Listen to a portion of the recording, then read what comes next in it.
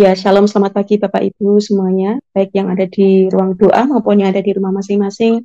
Pagi hari ini kita akan bersama-sama kembali melanjutkan pembacaan firman Tuhan dari kitab 1 Tawarikh pasal 14, ayat 1 sampai dengan ayat yang ke-7. Saya persilakan. Hiram Raja Negeri Tirus mengirim utusan kepada Daud dan kayu aras, tukang-tukang batu, dan tukang-tukang kayu untuk mendirikan sebuah istana baginya. Lalu tahulah Daud bahwa Tuhan telah menegakkan dia sebagai raja atas Israel, sebab martabat pemerintahannya terangkat tinggi oleh karena Israel umatnya.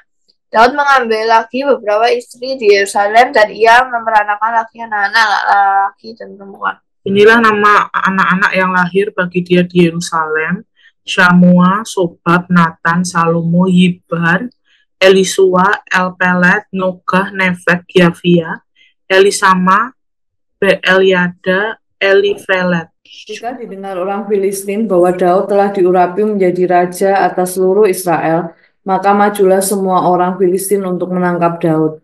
Tetapi Daud mendengar hal itu, lalu majulah ia menghadapi mereka. Ketika orang Filistin itu datang dan mengadakan penyerbuan di lembah Refaim, bertanyalah Daud kepada Allah, apakah aku harus maju melawan orang Filistin itu, dan akan kau serahkankah mereka ke dalam tanganku? Tuhan menjawab, majulah, aku akan menyerahkan mereka ke dalam tanganmu. Lalu majulah ia ke Baal Perasim, dan Daud memukul mereka kalah di sana.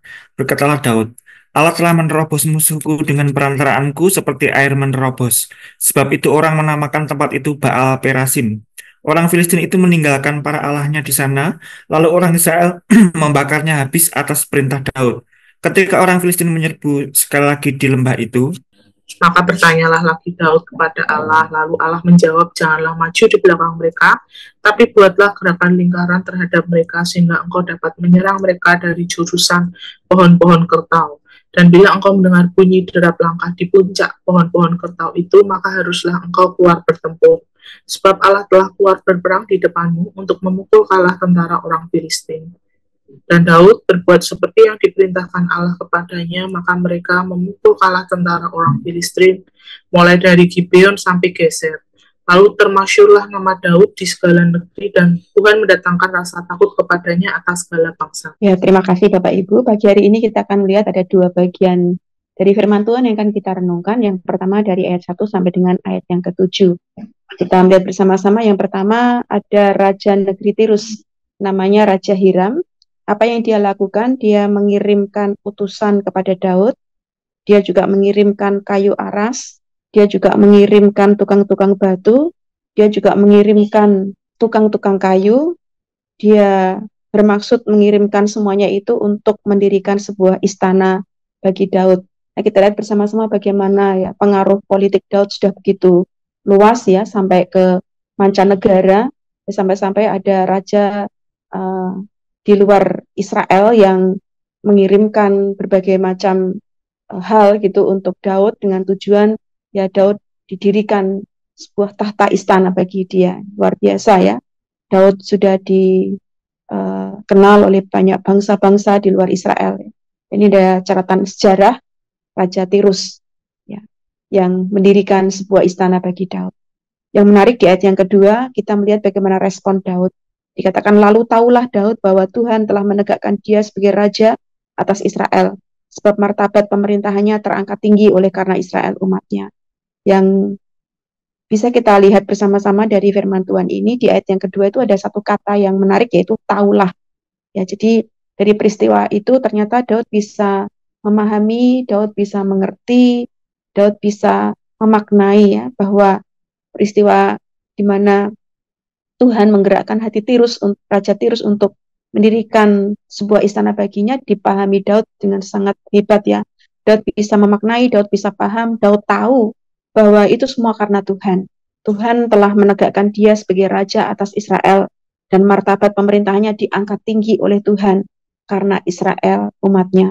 Kita tahu perjalanan Daud sebagai seorang raja itu tidak mudah.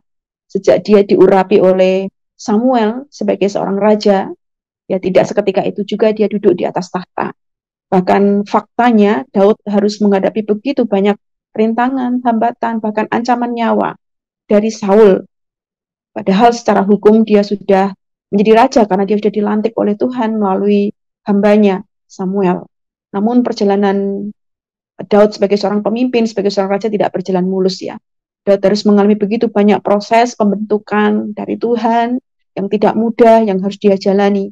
Tapi akhirnya waktu Tuhan adalah waktu yang terbaik ya. Sehingga Daud akhirnya bisa menjadi seorang raja di mana dia duduk di atas tahta. Di mana tahta itu pun dibangun oleh orang yang lain yang digerakkan oleh Tuhan, yaitu Raja Tirus, yaitu Raja Hiram. 7 tahun Daud memerintah di Hebron dan sekitar 33 tahun Daud memerintah di Yerusalem. Dan di ayat yang kedua kita bisa melihat betapa Daud ini seorang raja yang luar biasa. Dia bisa memaknai segala peristiwa-peristiwa dalam hidupnya itu dalam perspektif ilahi ya.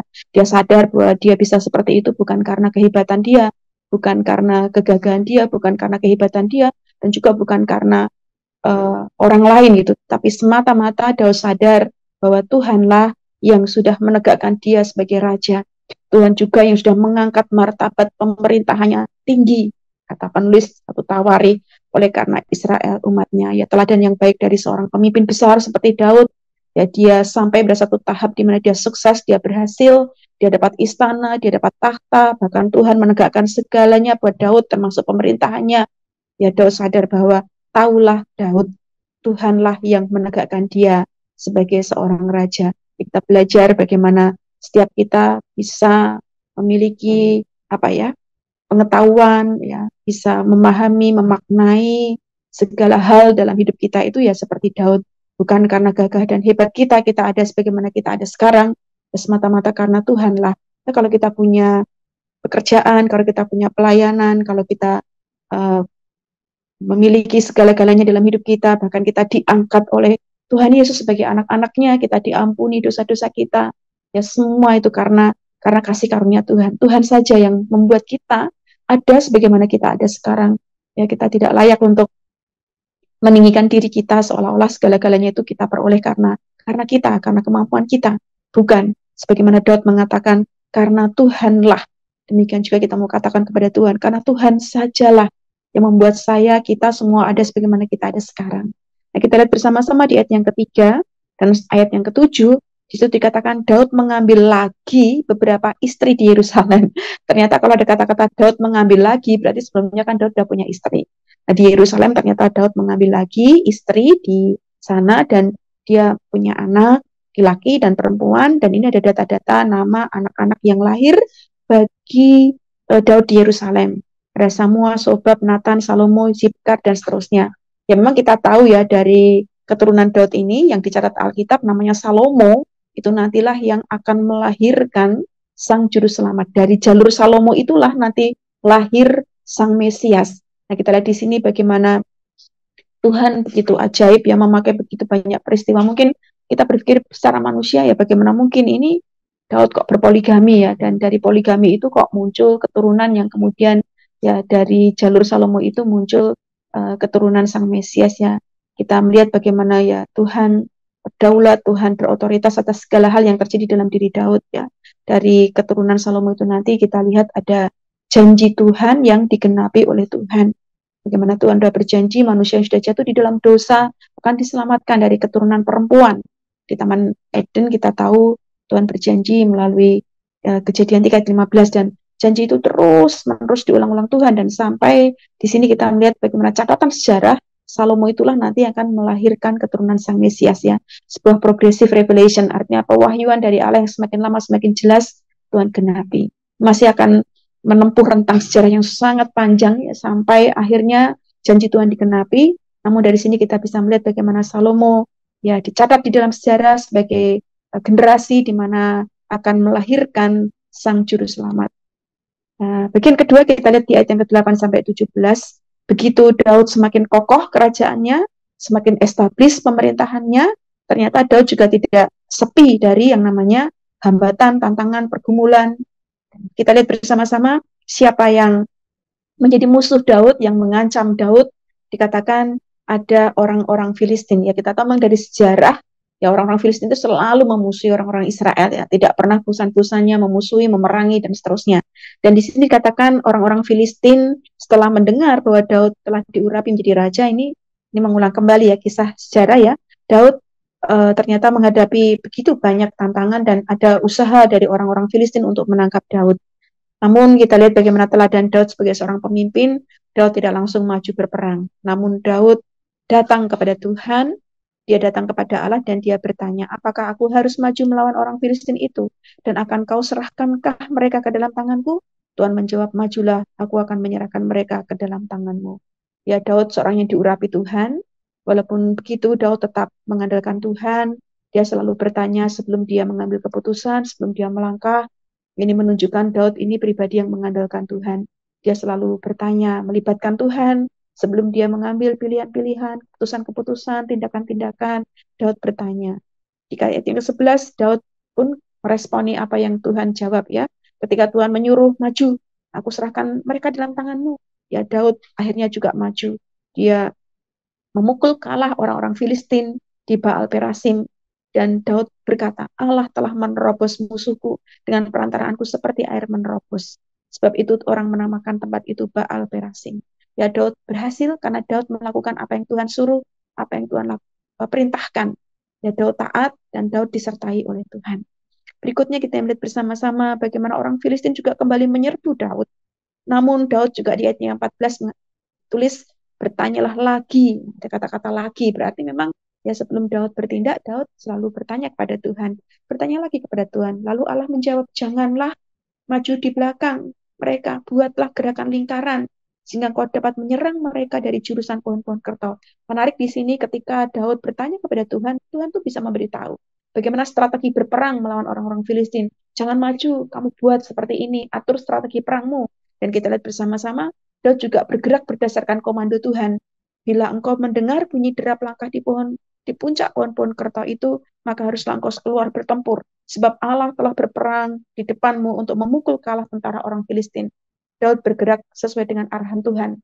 Daud bertindak sesuai dengan petunjuk Tuhan. Daud bergerak sesuai dengan komandonya Tuhan. Dan dikatakan di ayat 16, dikatakan Daud berbuat seperti yang diberitakan Allah kepadanya. Hasilnya apa? Kita lihat mereka ditolong Tuhan, Tuhan memukul kalah orang-orang Filistin, mulai dari Gibeon sampai Geser. Dampaknya kita lihat betapa viralnya Daud, ya, Daud menjadi termasyur ya di segala negeri, bahkan Tuhan mendatangkan rasa takut kepadanya atas segala bangsa.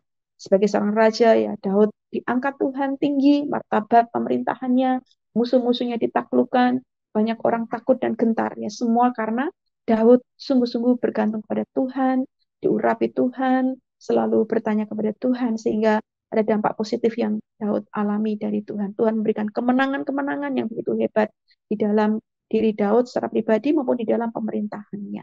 Amanat teksnya apa Bapak Ibu? Daud adalah seorang pemimpin yang rendah hati. Rendah hati karena dia mampu memahami bahwa segala sesuatu karena Tuhan.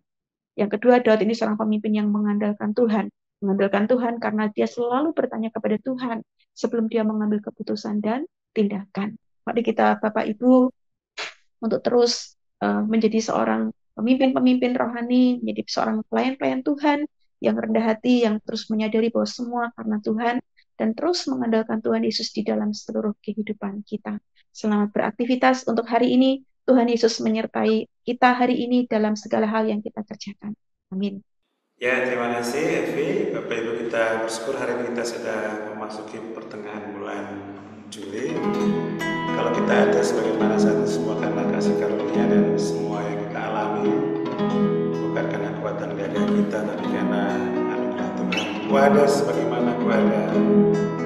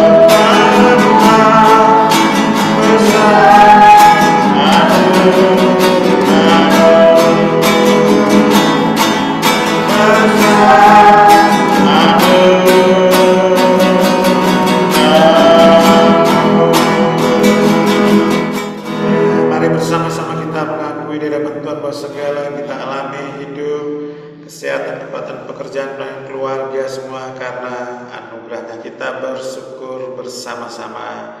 Kami bersyukur ya Tuhan untuk segala berkat dan anugerah-Mu, besar anugerah dalam hidup kami, pribadi, keluarga, juga pelayanan bersama-sama sampai saat ini semua, karena kasih karunia dan anugerah-Mu. Kami memuji dan memuliakan nama Engkau Allah yang hidup, yang berkarya dalam hidup kami, dan yang layak kami tinggikan, kami agungkan dan kami masyurkan. Terpujilah nama ya Tuhan, kekal selama-lamanya, layaklah Kau ditinggikan dan diagungkan. Di dalam nama Tuhan kami Yesus Kristus kami berdoa, kami bersyukur. Haleluya, haleluya.